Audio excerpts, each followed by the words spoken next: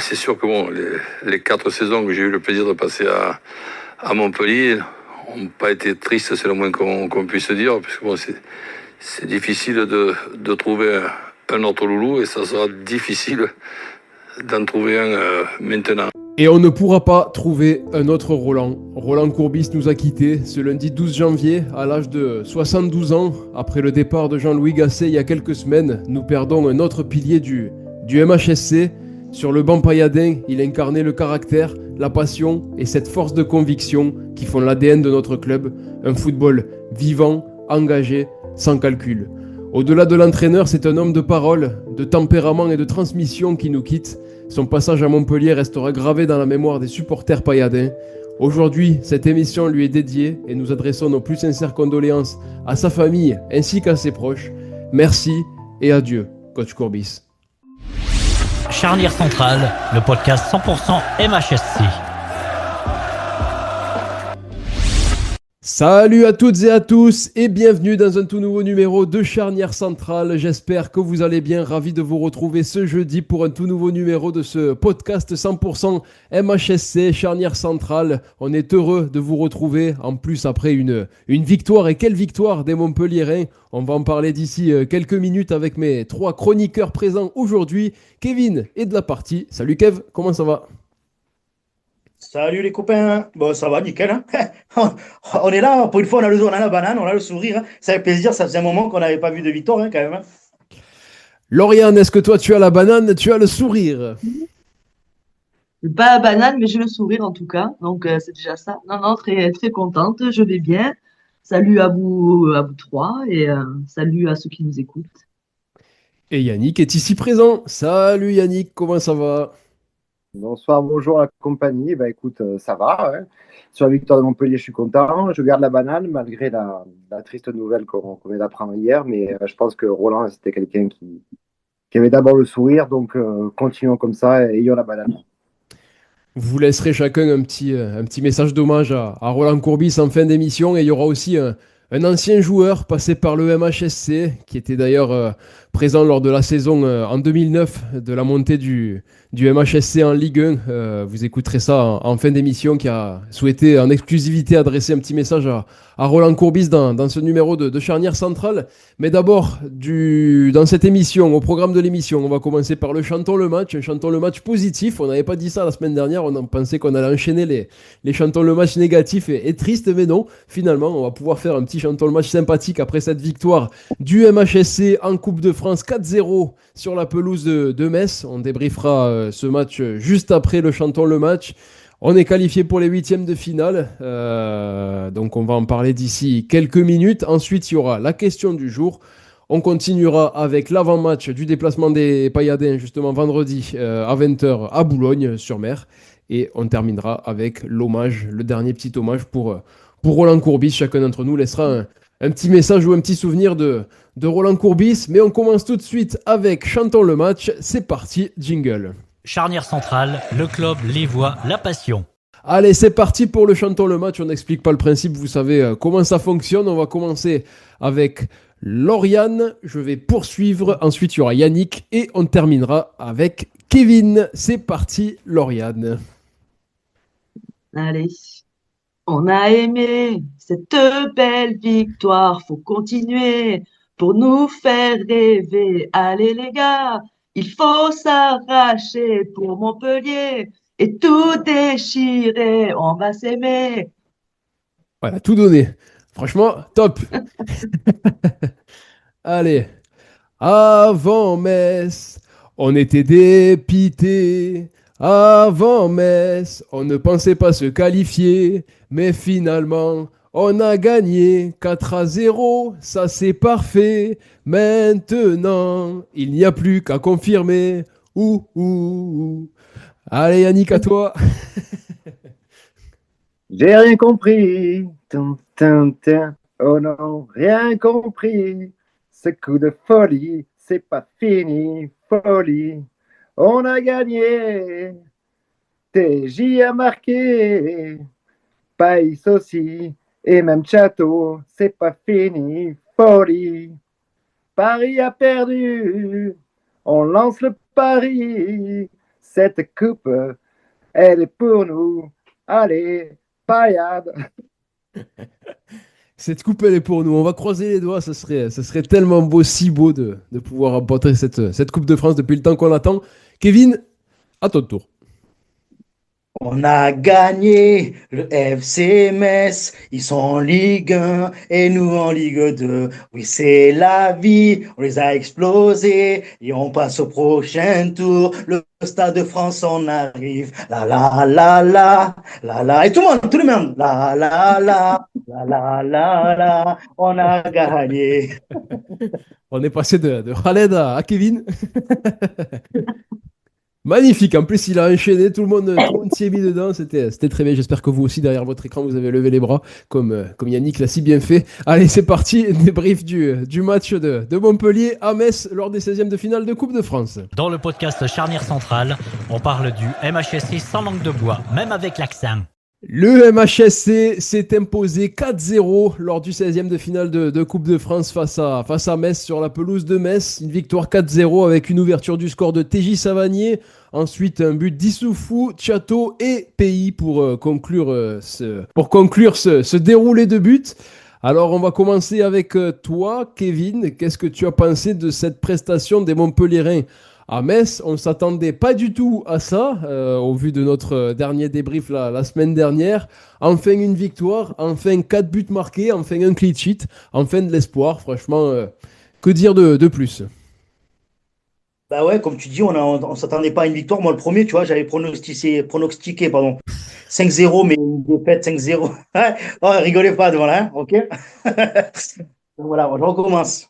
Oui, on s'attendait pas à une victoire comme ça. Même moi, j'avais pronostiqué une défaite 5-0, parce que même si voilà, on sait que Metz en championnat Ligue 1, c'est mauvais, on dirait, franchement, c'est le parcours comme nous l'année dernière, quoi. Ils n'arrivent pas à enchaîner des victoires, ils ont du mal et tout ça. Mais bah, du coup, ben, surpris.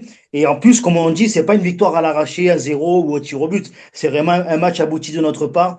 Après, moi, sans parler du collectif qui a été bon et tout ça, j'ai relevé qu'il y avait deux bons joueurs, je trouve, qui sont sortis du lot pour moi, outre les TJ, tout ça.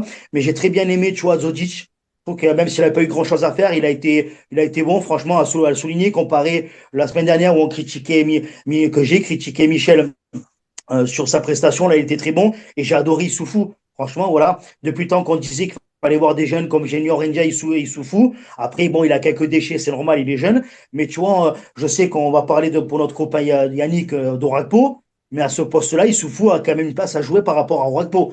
Je trouve que sur cette prestation-là, c'est sûr que c'est un match de coupe, mais je trouve qu'il a fait une bonne prestation qu'Orakpo n'aurait pas pu forcément faire à ce poste-là. Et puis, tu vois, il avait la fougue, il courait, il faisait les efforts défensifs qu'on demande quand même à un attaquant ou un ailier de faire des efforts défensifs pour revenir. Et je trouve qu'il a fait et qu'il a mieux fait qu'Orakpo. Donc voilà, après, voilà, on va pas parler, penalty, tout ça, l'équipe a été très bonne. La porte, comme d'habitude, Béchir, je trouve que ça a été parfait. Le milieu, j'ai bien aimé. Bon, après, voilà, on a aimé tout ce qu'on a vu.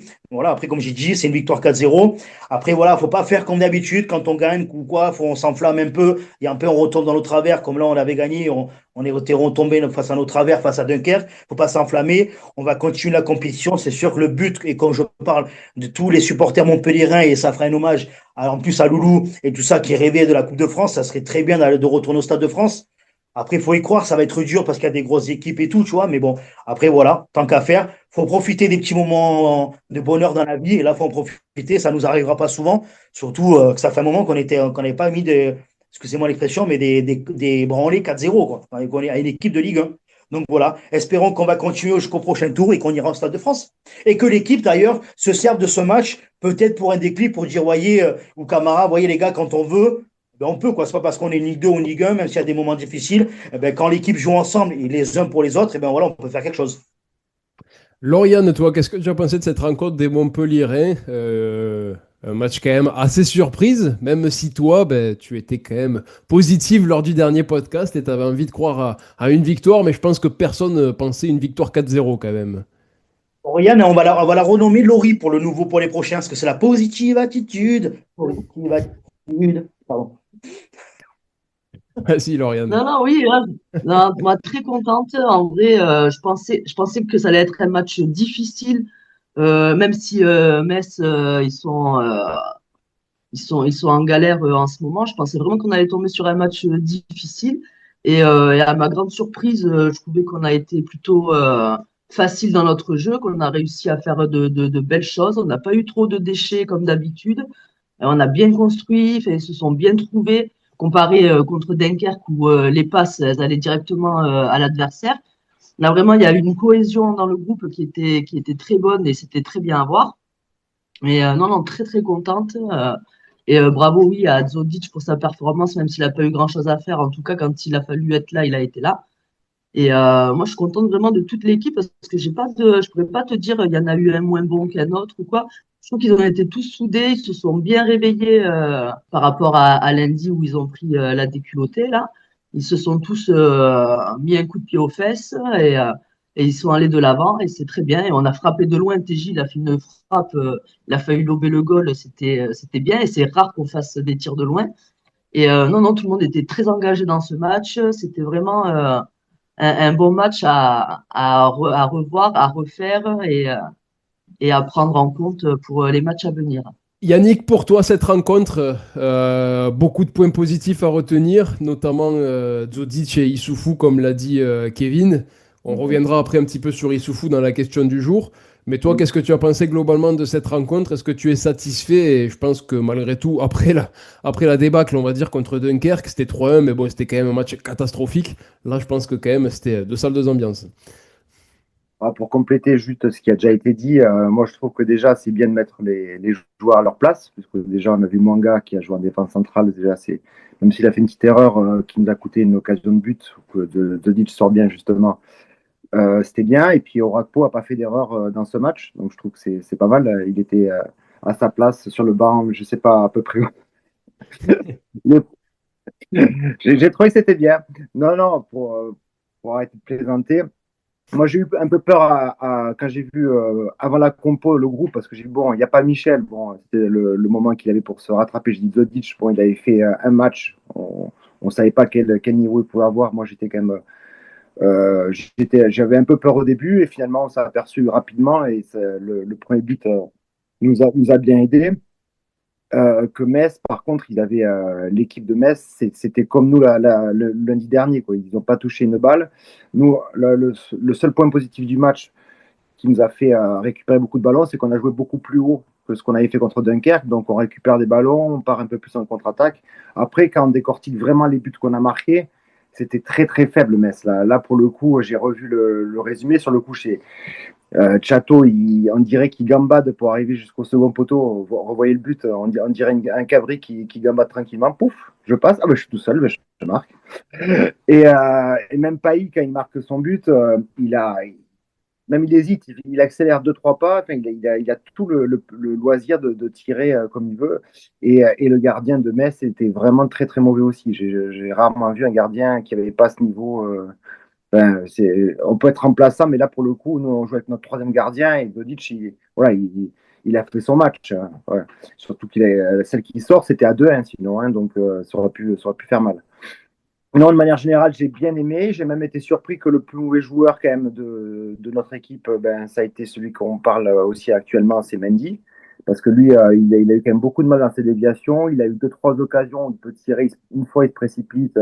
Après, il tire sur le gardien, mais il se déporte beaucoup trop en fin de seconde mi-temps, là, parce qu'on avait une balle de 5-0. C'est pas le truc de marquer 5-0, mais il y a quand même quelques points à revoir. C'est bien pour le mental, c'est bien de passer un tour, parce que dans tous les cas, vu qu'on ne sait pas ce que ça va être la fin de saison, autant qu'on ait un petit peu d'espoir de quelque chose. Et on verra, mais bon, c'est bien, voilà. Je suis satisfait. Je m'enflamme pas, mais je suis content. Et ce qui est très inquiétant par rapport à Metz, c'est que quand j'ai regardé la feuille de match, je me suis dit, ben, en fait, ils ont changé que leur gardien de but. Après, c'était l'équipe titulaire de Ligue 1, Metz. Donc, c'est ça qui est d'autant plus inquiétant. Il y avait juste un latéral qui était différent par rapport à la compo de la semaine d'avant. Sinon, tout le reste, c'était la même équipe. Donc, alors, c'est mauvais. C'est comme nous l'an dernier, alors voilà. Donc, je pense qu'on les retrouvera la saison prochaine en Ligue 2. Ça s'annonce très compliqué pour Metz, mais en tout cas, voilà, ça a été bénéfique pour nous. Ça fait du bien, ça fait plaisir. On a perdu Kevin. Est-il présent? Bon, ben, on va passer à la question du jour. On va parler du jeune Yanis Issoufou juste après le jingle et j'espère qu'on aura retrouvé Kevin. Charnière centrale, le podcast qui commente mieux que ton oncle bourri. Alors, la question du jour. Bon, on a perdu Kevin qui va revenir d'ici quelques minutes normalement, donc on va faire la question du jour tous les trois. Après sa première titularisation et sa prestation XXL, Yanis Issoufou peut-il devenir un maillon fort de l'attaque héroltaise? Ou est-ce qu'il vaut mieux ne pas trop s'enflammer pour l'instant et attendre de voir au fur et à mesure? Lauriane, toi, qu'est-ce que tu en penses? Est-ce que tu penses que dès les prochains matchs, il pourrait mériter sa place de titulaire, comme ça a été le cas contre Metz? Bah oui, oui, carrément. Il mérite sa place de titulaire au vu de ce qu'il a montré sur le terrain. De toute façon, c'est le jeu, hein. C'est plus tu montres ton envie et tes capacités et tu seras titulaire. Il a bien titularisé au Rakpo après ses 2 buts en Coupe de France. Donc, il se fout, il a forcément le droit d'être titulaire aussi. Mais en tout cas, non, non, un petit jeune de 19 ans comme lui, là, qui était à fond contre Metz et qui a montré plein de belles choses, je vote pour 100 fois qu'il le mette titulaire. Et d'ailleurs, ce match d'Issoufou est très positif, même si on a vu des lacunes, mais c'est quand même très positif parce qu'il a quand même été impliqué sur les 4 buts. Ce qui est rare quand même d'être impliqué sur tous les buts de son équipe, en marquant aussi un but pour sa toute première titularisation. Donc ça, c'est quand même très positif. Pour toi, Yannick, est-ce que tu penses que on pourrait le voir dans le 11 dans les prochains jours, là, par exemple aussi contre Boulogne vendredi soir, ou est-ce qu'il faut attendre encore un petit peu? Je pense que toi, tu serais triste de voir Issoufou prendre la place de Rakpo en attaque. Ah ben non, justement, parce que je pense que s'il y en a bien qui commence à perdre du terrain sur la hiérarchie des joueurs offensifs, c'est bien Rakpo. Parce que là, il n'a même pas fait rentrer Camara. Je pense que c'était quand même une sanction, parce que vu le score, il aurait pu le faire rentrer à la place de Mendy. Donc, Rakpo est quand même mal embarqué. Et on n'a pas de solution offensive de rechange. C'est-à-dire qu'on a une équipe type qui était Mboukou, Pailly et Mendy. Donc, d'avoir quelqu'un en moins qui va rentrer dans la rotation, vu que si Chouba est toujours blessé, au moins on va pouvoir quand même compter sur lui, j'espère, parce que là j'ai surtout vu, au-delà de sa performance, j'ai vu un joueur qui bougeait, qui avait confiance, parce que c'est ce qu'on lui reprochait un petit peu dans les premiers matchs, c'est qu'il avait des bonnes choses, mais il avait du mal à se lâcher. Là, il s'est complètement lâché. Le deuxième but, il récupère la balle, il fait la passe à TJ, il se redéplace, il la récupère. Enfin, le but, il est là pour le coup, on a vu un joueur qui a bougé, c'est ce qu'on s'était plaint du match contre Dunkerque où nos joueurs bougeaient pas. Comme quoi, le foot, hein, c'est pas trop compliqué, hein, mais au moins, voilà, la détermination. Mais j'ai bien aimé, voilà, il va être en confiance, faut pas le cramer de suite, parce que c'est pas parce que tu as fait un bon match que tu as de suite rejoué. Mais s'il continue comme ça, il peut prendre la place soit de Mboukou, soit de Pays, en turnover, voilà. Il peut en tout cas prétendre à une place de titulaire dans un match prochain. On a retrouvé Kevin. Kevin, on était sur la question du jour. Après sa première titularisation et sa prestation XXL, Yanis Issoufou peut-il devenir un maillon fort de l'attaque héroltaise? Ou est-ce qu'il faut attendre un petit peu encore avant de le mettre dans le grand bain de la Ligue 2? Est-ce que pour toi, une place de titulaire, par exemple, dès ce vendredi à Boulogne, euh, pourrait être possible et serait bien pour Issoufou? Bon, alors déjà, excusez-moi, j'ai eu un souci de batterie. J'avais plus de batterie, excusez-moi. Non, alors bon, pour revenir à la question, titulaire, je sais pas, mon avis est partagé parce que quand même, on a quand même à gauche Mboukou qui a fait son retour, donc peut-être qu'il va jouer, mais même si je pense que c'est encore un peu tôt parce qu'il a quelques matchs dans les pattes avec la CAN. Mais du coup, ouais, après, s'il joue pas, moi je le mettrai titulaire direct parce que quand même, au vu de la prestation qu'il a fait, il le mérite quand même. Même ça, et là peut-être on va voir justement dans un championnat face à une équipe de Ligue 2 s'il peut assurer aussi ou pas. Après, s'il y a Mboukou qui est titulaire, et ben après je me dis le faire un petit coaching à l'heure de jeu pour le faire rentrer, oui, parce que comme j'ai dit par rapport à la prestation. Après il faut le tenter, il faut tenter parce que voilà, comme on a dit, on est tombé contre une équipe de Metz qui n'était pas très forte. Donc, il faut voir, voilà, passer une équipe, face à un championnat de Ligue 2 qui est, comme on a dit déjà depuis le début d'émission, qui sont serrés. C'est des équipes qui jouent dur. Le championnat est dur, donc pourquoi pas. Mais le but, c'est pas de. En fait, j'espère juste qu'il va dire, bon, allez, il a fait un bon match en coupe. On le met juste maintenant dans le groupe. On le fait plus rentrer et on va le remettre titulaire en coupe. C'est juste que j'ai peur, voilà. Mais je pense pas, connaissant Camara, comme on a dit, qui aime bien faire jouer les jeunes. Donc j'espère qu'au moins voilà, il sera dans les prochaines fois dans le groupe et qu'il aura la chance soit en titulaire ou soit en encore remplaçant. Après j'ai entendu un petit peu la fin de discussion de ce qu'a dit Yannick. Voilà, après le but c'est pas de le mettre sur un piédestal comme on a dit parce qu'il a fait une bonne prestation et un beau match. Voilà, comme on a dit, ça se trouve pas trop s'enflammer parce qu'on connaît les joueurs quand on s'enflamme. Du moment qu'après tu refais une mauvaise prestation derrière, tu peux prendre un coup moral et tu peux perdre de ta confiance. Donc voilà, après moi, c'est sûr, je préférerais voir déjà dès le départ Mboukou parce que c'est notre habitude et Mboukou, on le connaît. Moi, j'aime bien, il est percutant. Mais si Camara pense que Mboukou est trop juste pour débuter le match, eh ben, bien sûr, tu vas mettre Issoufou. En fait, dans le schéma tactique, avec ou sans Mboukou, je ne vois pas comment il ne pourrait pas rentrer ou être titulaire. Je ne vois pas, en fait, pourquoi il remettrait Orakpo au vu de ses prestations depuis le début de saison. Il a clairement sa place à la place d'Orakpo. Et comme a dit Yannick, en plus, tu peux peut-être potentiellement le faire un turnover et le mettre à la place de Pailly. Et pourquoi pas, même dans un truc de fou, tu as Mendy qui est dans un mauvais soir, un peu comme tous les matchs en ce moment qui est dans les mauvais soirs, tu le sors et tu le mets en pointe. Tu peux le mettre Issoufou en pointe aussi, parce que quand même, il a l'air d'avoir de la vitesse. Donc, à voir qui est le groupe déjà et le groupe qui va faire Camara. Et pour moi, si Mboukou n'est pas titulaire, ben, Issoufou doit être titulaire à ce poste. En tout cas, belle petite fierté, je pense, pour Issoufou aussi de voir qu'il y a des débats comme ça sur lui maintenant après ce match face à Metz et de voir que c'est un joueur formé au club et qui arrive à peut-être se faire un trou au sein de l'équipe. Ça montre que aussi il faut faire confiance à nos jeunes au lieu de recruter certains joueurs qui n'en valent pas forcément la peine. Allez, on passe tout de suite à l'avant-match de la prochaine rencontre des Montpellierins qui se jouera ce vendredi soir. C'est parti. Le podcast Charnière Centrale, c'est comme une défense à la 85e, cramée mais solidaire. Alors le MHSC se déplacera à Boulogne-sur-Mer lors du prochain match de Ligue 2, vendredi soir à 20h. Boulogne-sur-Mer qui reste juste seulement sur une victoire sur les 10 derniers matchs, toutes compétitions confondues. Une seule victoire sur leurs 10 derniers matchs.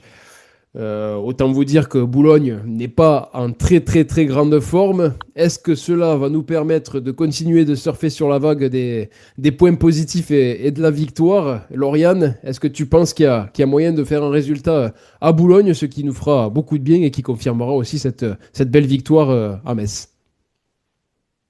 Alors écoute, après étude du classement, il faut faire une victoire en fait. Parce que c'est tellement serré derrière, devant, que en fait, là, c'est la chance à prendre. Comme il faut souvent prendre des chances en Ligue 2 parce que c'est pas, il faut souvent gagner à mon avis. Mais non, Boulogne, il faut les gagner à tout prix, même chez eux. Ils ont 16 points, ils sont 16e. Ils vont pas bien, ils restent sur 2 défaites. Donc non, il faut absolument gagner chez eux et nous faire une petite série de notre part pour pas tomber plus bas que la 9e place. Parce que c'est vraiment très, très serré. Je sais pas si vous avez vu le classement, mais c'est chaud quand même. Tu peux vite. Tu fais 2 défaites. Si les autres ils avancent, t'es dans le trou. Hein. Donc, c'est ce que je disais la semaine dernière. Je voyais pas mal de monde aussi qui disait bon, faut pas trop s'inquiéter parce qu'on n'est pas très loin non plus du haut du tableau. Mais après, tu enchaînes 2-3 victoires. Tu montes vite, tu enchaînes 2-3 défaites en fonction des résultats des équipes qui sont en dessous. Tu peux vite aussi redescendre. Donc là, tout est serré, rien n'est joué encore dans ce championnat de Ligue 2. Un petit pronostic, Lauriane? moi, je vais rester sur une série. Je dirais 2-0 pour nous. Et qu'est-ce que je pourrais mettre en buteur? Païs, il est chaud. J'ai bien aimé contre Metz. Ouais, je vais mettre Mendy parce qu'il faut quand même qu'il marque un petit peu dans sa vie. Donc, mais en tout cas, faut pas se louper quoi, parce que il y a la place de faire ce qu'il faut et faut vraiment aller gagner là-bas. Faut en profiter, qu'il soit dans le mal. Il y a la place de faire ce qu'il faut et vu la série noire de Boulogne, moi aussi je pronostique une victoire 2-0. Par contre, pas du tout les mêmes buteurs. Pour moi, c'est ouverture du score de TJ Savanier, peut-être sur penalty aussi pour lancer l'équipe. Et ensuite, un petit but d'Issoufou qui sera pas forcément titulaire mais qui rentrera et qui continuera de marquer et de faire plaisir aux supporters montpelliérains. Yannick, toi, comment tu vois cette rencontre des Montpelliérains sur la pelouse de Boulogne-sur-Mer? Déjà, si ça veut dire une victoire sur les 10 derniers matchs, j'espère que c'est contre nous finalement, non? Non, parce qu'il y a eu la nôtre. Après, ils ont perdu. Après, ils ont regagné. Et après, après, ils ont. Ouais. Bon, de toute façon, là, quand on joue Boulogne et après on joue Bastia, les deux matchs sont à l'extérieur. On n'a pas la pression de faire le jeu comme c'était le cas à Metz. Je pense que c'est une configuration déjà qui nous va mieux qu'à la Mosson, où, en théorie, on est obligé d'avoir le ballon et c'est pas où on est les plus performants. Si on continue sur la lancée, ça peut être bien. Par contre, je pense que là, ça va être un mal pour un bien parce que Boulogne va se dire, bon, ben, ok, suivant comment on joue, on risque de se prendre une petite fessée. Moi, je pense que ça va être plus serré. Je vois quand même, avec le retour de Mboukou, on a Simon qui revient aussi. Je pense, moi, je vois une victoire 1-0, voilà, sur un péno de Savanier ou un coup franc de Savanier, un truc vraiment ric-trac. Mais je pense qu'on fera quand même un bon match. Voilà. J'espère qu'on fera un bon match parce que quand on avait perdu le 3-1 justement à l'aller contre Boulogne, après on avait enchaîné cette petite série de 6 matchs sans défaite. Donc si on pouvait faire pareil, ça nous qualifierait aussi pour les quarts de finale de Coupe de France. Et ça, ce serait beau et ça ferait plaisir. Kevin, Moi, j'ai victoire tranquille. On va continuer dans notre lancée. Même si Montpellier, on est le chat noir, on est l'équipe qui fait relancer les équipes et relancer les machines des autres équipes. Mais là, je le sens bien. Je vais faire comme Lorient. Je vais faire la positive attitude. Avoir une petite victoire 4-0 là-bas aussi. On continue dans notre truc. Allez, 4-0 avec un but de Mendy, un but de merde, pardon. Béchir, un but de Mboukou et un petit but d'Issoufou. Allez, voilà. Emballé, c'est pesé, on n'en parle plus. On remonte dans le top 6 et voilà. Allez. Et après, il y a là. On y va, il y a Bastia et après, allez, on enchaîne. j'aime bien parce qu'avec Kevin, la semaine dernière, on perd 5-0. La semaine prochaine, on gagne 4-0. Tu sais que si tu gagnes, tu vas même pas dans le top 6. Ah ouais? Ah, d'accord, ok. Le sixième, c'est Dunkerque, ils ont 30 points dans la 25. Oui, Tu fais, Les tu calculs fais sont pire pas que bons, la Kevin. Dunkerque. Les calculs sont pas bons, Kevin. Merci Dunkerque, quoi. Voilà. Ah, mais Dunkerque, n'oublions pas, hein. Dunkerque est là. Et Metz, maintenant, Metz sont là, quoi. Donc voilà, en tout cas, on espère une victoire face à Boulogne-sur-Mer. Ça ferait plaisir. On enchaînerait avant le déplacement à Bastia. Pour terminer l'émission, chacun d'entre nous allons laisser un petit message d'hommage à notre Roland Courbis qui nous a quittés ce lundi 12 janvier. C'est vrai qu'il y a une double relation avec Loulou, Laurent et Michel. C'est pas seulement des relations de dirigeants avec un entraîneur. Il y a d'abord une certaine amitié au-dessus et un petit peu en dessous. Parallèlement, il y a la relation évidemment avec l'entraîneur que je suis. Alors pour ma part, juste avant de vous laisser la parole, je voulais juste me rappeler juste un petit souvenir petit souvenir de Roland Courbis. C'est surtout que j'ai assisté à mon tout premier match au stade de la Mosson en 2009. Et c'était mon tout premier match de football aussi. C'était le match face à Strasbourg, le match de la montée. Et c'était Roland Courbis aussi, l'entraîneur du coup des Payadins, de l'équipe payadine. Et c'est surtout que voilà, pour moi, Roland Courbis, c'est aussi lui qui m'a donné goût. L'amour du MHSC parce que c'est là que j'ai vécu mon tout premier match de la Payade au stade de la Mosson. C'était lui l'entraîneur, c'est lui qui nous a fait remonter en Ligue 1 et c'est à partir de là que moi je suis devenu vraiment aussi un fier passionné du MHSC. Donc voilà, c'est pour ça aussi que j'étais très attristé par cette nouvelle. Et donc voilà, donc en tout cas Roland, moi j'ai qu'une chose à te dire, c'est merci pour tous les souvenirs, pour toutes les émotions pardon, vécues lorsque tu étais au MHSC, que ce soit en 2009, l'année de la montée, ou même quelques années plus tard, quand tu es revenu pour nous sauver. Donc merci pour tout, pour toutes les émissions aussi mythiques sur RMC que j'ai pu écouter durant toute mon adolescence, tous les soirs, que ce soit dans l'after ou les émissions qu'il y avait juste avant aussi. J'écoutais ça sur mon petit téléphone avec mes écouteurs. Et franchement, toutes les réactions de Roland Courbis à chaque fois étaient mythiques. Donc voilà, pour moi, quand je parle de Roland Courbis, je pense à plein de souvenirs football et il fait partie vraiment des tauliers du football et ceux qui m'ont fait aimer ce sport-là. Donc voilà, en tout cas, j'espère, Roland, que tu vas retrouver Loulou, Jean-Louis et tous les anciens pailladins qui sont partis trop tôt. Donc merci vraiment pour tout. Merci, Roland. Lauriane, je te laisse la parole pour donner un petit mot à Roland Courbis. Non, ben, Roland Courbis, c'était un homme comme on les aimait, un peu bourru, mais toujours vrai, authentique, qui parlait comme il le pensait et ça va beaucoup manquer parce que des mecs comme ça, t'en fais plus. Enfin, t'en fais plus beaucoup. Il doit rester à la limite Luis Fernandez qui est un peu comme ça aussi. Mais c'est sûr qu'il va manquer parce que c'est une encyclopédie du football qui s'en va. Lui et ses phrases mythiques. Donc ouais, c'est triste et ça fait chier parce que entre lui et Jean-Louis, ça fait deux grands personnages qui s'en vont. Donc ça fait vraiment mal au foot parce que comme je dis, c'était des encyclopédies. Donc voilà. Donc écoute, qu'il repose en paix et on pensera fort à lui. Kevin, le message que tu veux Ouais. adresser à notre regretté Roland Courbis. Moi, comme tu disais, ben, comme ça, en fait, un petit peu comme tu as dit, merci. Moi, voilà, au-delà, bien sûr, du match et tout ça, ben, de la montée. Et en 2009, moi, je pense aussi, je me rappelle qu'il est revenu au club pour nous sauver quand on était mal, quand on était pas loin de la nationale. Il était venu, il nous avait sauvés. Et puis, comme tu dis, et je me rappelle aussi, c'est tout bête, mais j'ai pas connu, mais c'est les images qui nous viennent quand tu parles d'un certain Montpellier-Marseille où tu gagnes à 4-0 à Marseille et que ce soit sa petite phrase qui te dit, ah, ben, Loulou, t'inquiète, on va gagner 5-4.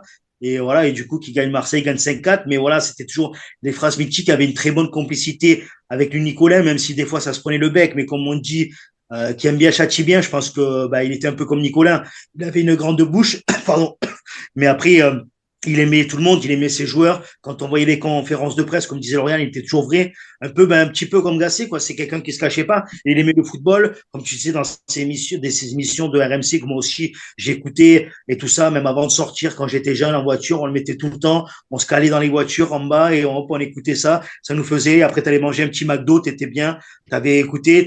Et bien sûr, les coups de gueule aussi dans les clashs dans la RMC. Mais voilà, après, comme tu disais, c'est un grand monsieur. Et puis, c'est un petit peu, ben, tu vois, dans le même style, un peu, ça me faisait un peu penser aussi, un peu grande bouche, un peu comme les Duprat, disait Lauriane, voilà, il y a plus beaucoup. Il y avait des mecs comme Duprat, comme Antonetti aussi, tu vois, qui aime bien gueuler. Et c'est ce qui est bien pour le foot, parce que tu vois, autant on peut te crier dessus, mais autant, ben voilà, après on peut aimer ses joueurs. Donc voilà, après ça, comme on dit, ça fait deux personnes court sur coup, ça fait chier, quoi, tu vois. Je dis que déjà qu'à Montpellier, ben voilà, il y a plus beaucoup de monde, certaines parts et tout. Au bout d'un moment, bon, faut stopper l'hémorragie, quoi. Donc, du coup, ben voilà. Comme on dit, on embrasse tout le monde, toute sa famille. Et comme on dit, ben maintenant, il va retrouver Loulou. J'espère que lui aussi, de là-haut, il va nous donner de la force pour qu'on gagne des matchs. Il donne des petits coups de pouce. Et puis voilà.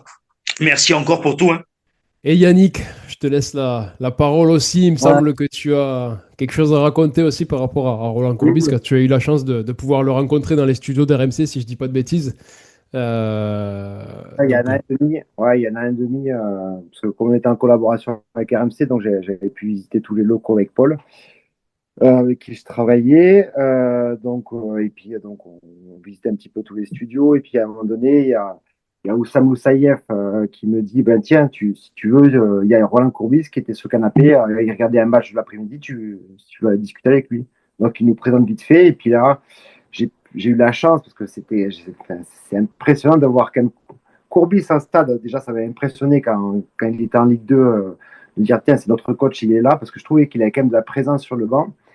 Et d'avoir pu échanger avec lui, alors ça a été quand même quelque chose d'incroyable parce que il discute comme s'il te connaissait depuis toujours, quoi. Donc on a parlé forcément du MHSC. Moi, je lui ai dit, comme beaucoup de supporters, que je pense qu'il a quand même été la première pierre posée pour notre sac de champion de France parce qu'il avait commencé à faire un excellent travail. J'ai même posé la question, j'avais oublié, mais je lui ai dit, mais pourquoi tu n'avais pas continué? Il me dit, mais j'avais les bracelets. J'avais les bracelets, il était sous bracelet judiciaire, là, enfin, protection. Ouais.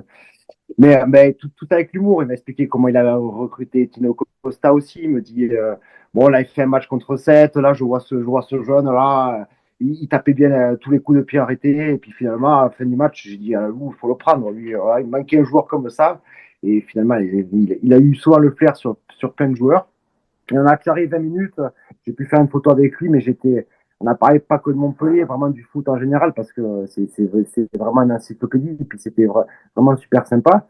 Et on est resté le soir, on a pu assister à l'after, le match, enfin la mini-émission et le match en direct. Et le lendemain, on a pu y revenir. Donc on arrive en cours d'émission parce que c'est diffusé que sur YouTube et il n'y a que la partie radio où ils interviennent en direct. Mais et dès que je suis rentré sur le plateau, il m'a reconnu. Il me fait, j'ai encore la vidéo, il me fait un coucou comme s'il me connaissait quoi, le lendemain.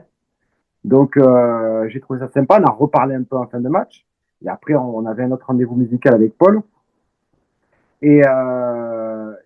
On part à l'aéroport. Je vais pour me prendre un café. Je me retourne encore Courbis, qui est arrivé alors qu'il y a plein de cafés. C'est l'aéroport de Paris. Je sais plus, c'est le plus gros là. Et je dis, ah, mais ça va, coach? Je dis, écoute, je me reconnais, il me dit, ah, ça va et tout. Je dis, je te paye un café. Il me dit, non, c'est moi qui paye un café. C'est moi qui paye. Tiens, je veux manger. Ça a l'air beau, ces petits trucs là, aux abricots. Là, tu vas me prendre ça et prendre un café pour ton collègue. Et après, on s'est reposé à table, on a rediscuté. Il y a Montpellier qui devait jouer. C'était donc pas la saison dernière, celle d'avant. Et on était ric-rac aussi pour se maintenir. Et je lui dis, bon, j'espère qu'on va se maintenir. Elle me dit, oh, ils ont gagné 2-1. J'ai dit, mais je ne voulais pas savoir le score, parce que je m'étais regardé sur Amazon pour le faire en replay en rentrant. Je me dis, oh, tu n'allais pas le voir quand même, ça va. Bon, j'étais spoilé par Roland Courbis, mais j'ai dit, bon, c'est la classe. Et il me dit, mais tu vas à Marseille toi aussi? Je dis, non, je ne vais pas à Marseille, parce qu'il avait tourné 4-0. Le film avec 4-0. Là. Donc, un week-end, j'avais vu 3 fois Courbis et ça m'a. T'as l'impression. Marquant, hein. Ouais, t'as l'impression de le connaître. Donc, moi, comme vous avez dit et comme beaucoup de personnes ont dit, j'ai juste à lui dire merci, merci coach. Et puis, forcément, il va nous manquer parce que après, j'ai beaucoup plus de souvenirs avec Courbis qu'avec Gasset sur plein de matchs où j'ai pu assister et puis de bonnes choses surtout. Mais on a perdu 2 grands monsieur et voilà, on tire aussi le chapeau comme la semaine dernière à Jean-Louis. En tout cas, très très belle anecdote. Franchement, c'est fou quand même. Tu pars un week-end à Paris, tu le vois 3 fois. Quoi. Ouais. Et en plus, à l'aéroport, ils te payent un café. Ah ouais. Et puis, c'est vrai que là, moi, je me disais aussi, c'est vrai qu'on a quand même énormément de souvenirs de Roland Courbis quand on y pense, même si on ne l'a pas forcément connu. Mais en fait, quand tu dis Roland Courbis, tu penses à tellement de choses et puis ça te ramène en enfance. Tu repenses à plein de moments de ta jeunesse aussi. En enfance, pour toi? Oui, enfin, pour moi, oui, excuse-moi. Mais de notre jeunesse, de notre. Voilà, pour Lorient, c'était il y a 30 ou 40 ans au moins. Quoi, non, pas du tout. Mais pas du tout. Mais en tout cas, voilà, Roland Courbis, ça restera mythique. Et voilà, il restera beaucoup dans nos pensées, dans nos souvenirs, même si on ne le connaissait pas. Voilà, Yannick, toi, tu as eu la chance de le rencontrer. Moi, j'ai eu 2-3 fois l'occasion de pouvoir discuter très rapidement, très brièvement sur Instagram avec lui. J'avais même reçu un petit cadeau pour mes 18 ans, d'ailleurs, de plusieurs personnes de l'équipe de RMC, de la part de Jeannot Rességuier, des mêmes propres de Jeannot Rességuier à la fin de match à la Mosson. Et il y avait aussi, du coup, une petite carte avec un petit mot très bienveillant de Roland Courbis. Voilà, tout ça, ça fait partie des souvenirs que j'ai en tête et ça restera à jamais gravé. Et après nous 4, il y avait aussi, justement, Yannick, tu as parlé de Tino Costa tout à l'heure. Et c'est lui qui a souhaité adresser exclusivement pour Charnière Centrale un petit mot et un petit message bienveillant et plein d'émotions pour Roland Courbis. Je vous laisse l'écouter tout de suite avant de terminer l'émission. Dans ce message, simplement, rendre hommage à un grand monsieur. Un monsieur qui a marqué ma carrière, marqué ma longue carrière dans le football, mais surtout à niveau d'humanité, à niveau de motivation. C'est un mec qui m'a beaucoup, énormément apporté. Donc je veux simplement rendre hommage et que personne n'oublie un grand monsieur de football comme Roland Courbis. Et à toute sa famille, je le souhaite beaucoup de courage et à lui qui repose en paix où qu'il soit, qui veille sur nous comme il a toujours fait. Donc c'est une journée triste, énormément triste pour nous tous. Et voilà, simplement je voulais vous laisser ce petit message pour le rendre hommage. Bisous à tous. Merci beaucoup à Tino Costa pour ce message. En tout cas, l'émission était dédiée à Roland Courbis aujourd'hui. On pense très fort à lui, à sa famille, à ses proches. Et comme je l'ai dit, on a énormément de souvenirs de Roland Courbis qui restent en tête et voilà, on ne les oubliera jamais. Merci pour tout, coach Courbis. En tout cas, merci à tous les trois d'avoir participé à cette nouvelle émission Charnière centrale avec un hommage. La semaine dernière, c'était Jean-Louis Gasset. Aujourd'hui, c'est Roland Courbis. J'espère qu'on va arrêter de faire des hommages dans les prochaines émissions de Charnière centrale. Et en tout cas, merci beaucoup à tous les trois. Kevin, merci à toi d'avoir été présent encore aujourd'hui pour ce nouveau numéro de Charnière centrale, malgré les petits problèmes techniques.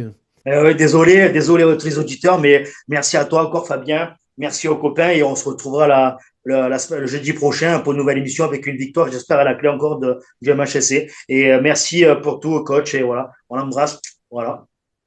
Lauriane, merci à toi d'avoir participé à ce nouveau numéro de Charnière centrale et on te retrouvera toi aussi la semaine prochaine pour pourquoi pas débriefer une victoire du MHSC. Oui, ben, merci à vous trois et ça fait plaisir de débriefer avec vous une victoire. Et oui, en espérant qu'on en débriefera encore une et encore une et encore une. Et voilà, passez une bonne soirée. Ciao, coach Courbis. Et à bientôt. Et Yannick, merci à toi aussi d'avoir été présent dans cette émission Charnière centrale et merci beaucoup d'avoir partagé aussi ton énorme anecdote avec Roland Courbis. Bon, merci Fabienne, merci Kevin, merci Lauriane. Et j'espère que la semaine prochaine, on sera en forme avec un hommage à une belle victoire. On pense au coach, on pense à tous les pailladins et bisous à tous. Merci à vous les auditeurs d'être de plus en plus nombreux à regarder et à écouter cette émission Charnière centrale. Ça fait vraiment plaisir et on se retrouve jeudi prochain pour un tout nouveau numéro de Charnière centrale. En attendant, allez la paillade. Ciao monsieur Courbis, à très vite. Ciao ciao.